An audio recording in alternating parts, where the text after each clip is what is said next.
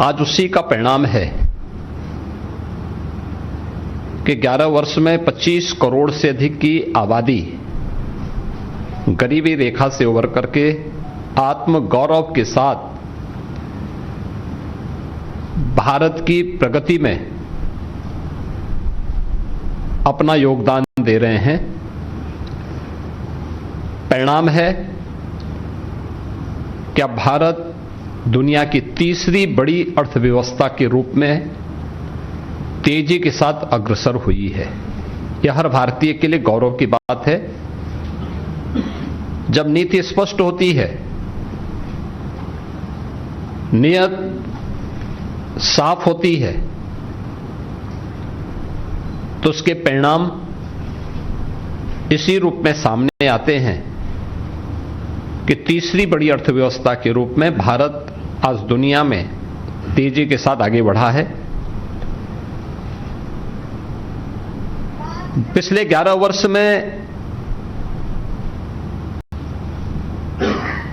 हम सब ने इस बारे में देखा है कि प्रधानमंत्री जी का हर भारतवासी के प्रति सदैव यह आग्रह रहा है कि हमें नेशन फर्स्ट के भाव के साथ काम करना चाहिए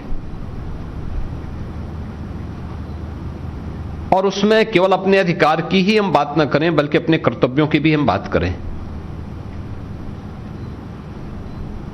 याद करें जब 2015 में प्रधानमंत्री जी ने 26 नवंबर की तिथि को संविधान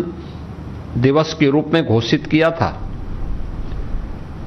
तो उन्होंने देश भर में इस बात की चर्चा के लिए आह्वान किया था कि हम मौलिक अधिकारों की बात तो करते हैं लेकिन अपने मूल कर्तव्यों की चर्चा नहीं करते हैं। आज उसी का परिणाम है कि 11 वर्ष में 25 करोड़ से अधिक की आबादी गरीबी रेखा से उबर करके आत्म गौरव के साथ भारत की प्रगति में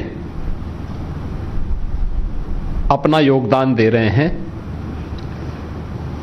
परिणाम है कि अब भारत दुनिया की तीसरी बड़ी अर्थव्यवस्था के रूप में तेजी के साथ अग्रसर हुई है।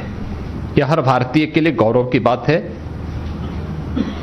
जब नीति स्पष्ट होती है, नियत साफ होती है, तो उसके परिणाम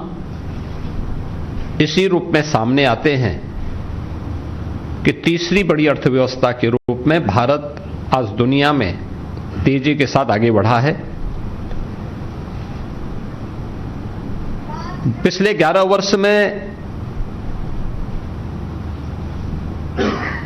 हम सब ने इस बारे में देखा है कि प्रधानमंत्री जी का हर भारतवासी के प्रति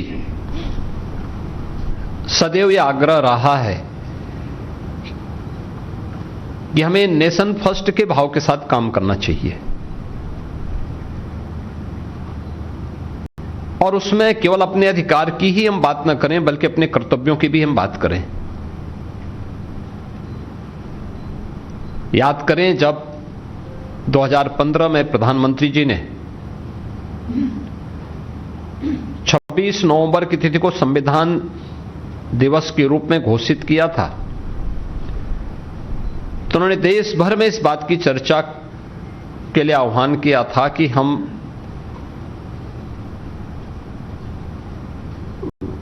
मौलिक